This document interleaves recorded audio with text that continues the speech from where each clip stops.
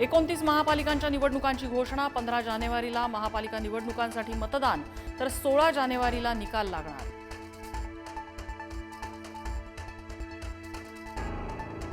महापालिका निवडणुकीसाठी उरला केवळ 1 महिना. अल्पावधीत जागा वाटप ठरवण्याचं सर्व पक्षांसमोर आव्हान.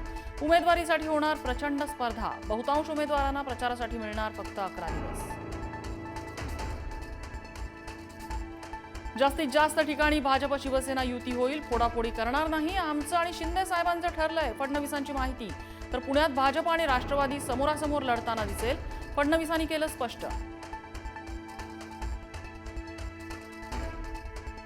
दोन्ही ठाकरे एकत्र आले किंवा नाही आले तरी महापालिका निवडणुकीत विजय आमचाच होईल, मुख्यमंत्री फडणवीसांनी व्यक्त केला विश्वास. पुण्यात महाविकास आघाडी एकत्र निवडणूक लढणार. भाजपाला पराभूत करण्यासाठी महाविकास आघाडी एकवटली. महाविकास आघाडीतील पक्ष एकमेकांचे उमेदवार पळवणार नाहीत.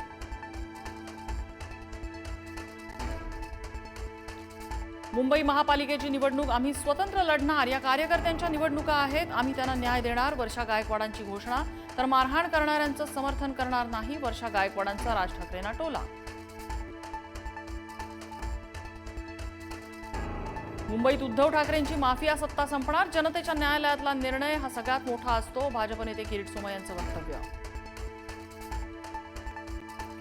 मुंबईकर जनता ठाकरेंचा हिशोब चुकता करणार. 16 जानेवारीला ठाकरेंना ऑक्सिमीटर सोडा, थर्मामीटर सुद्धा घ्यावा लागेल, अमित साटम यांचा हल्लाबोल.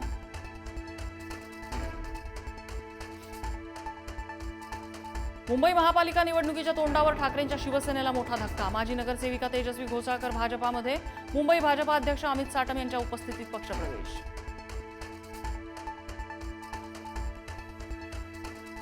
निवडणुकांच्या पार्श्वभूमीवर मुख्यमंत्री देवेंद्र फडणवीसांकडून विकास कामांचा धडाका. इचलकरंजीत छत्रपती संभाजी महाराजांच्या पुतळ्याचं अनावरण. तर सांगलीतही पुण्यश्लोक अहिल्यादेवी होळकरांच्या अश्वारूढ पुतळ्याचं लोकार्पण. सीबीएसईच्या पुस्तकात छत्रपती शिवाजी महाराजांचा 21 पानांचा इतिहास शिकवला जाणार. केंद्रीय शिक्षण विभागाचा निर्णय. मुख्यमंत्री फडणवीसांची माहिती. मुंबई रेसकोर्सच्या जागेवर सेंट्रल पार्क उभारलं जाणार. 300 एकर जमिनीवर जागतिक दर्जाचं सेंट्रल पार्क होणार. उपमुख्यमंत्री एकनाथ शिंदेंची माहिती. मुंबई पालिका निवडणुकीच्या घोषणेपूर्वी उपमुख्यमंत्री शिंदे देणार मुंबईकरांना गिफ्ट.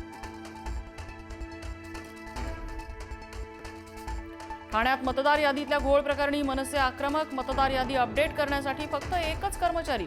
कळवा मुंब्रा निवडणूक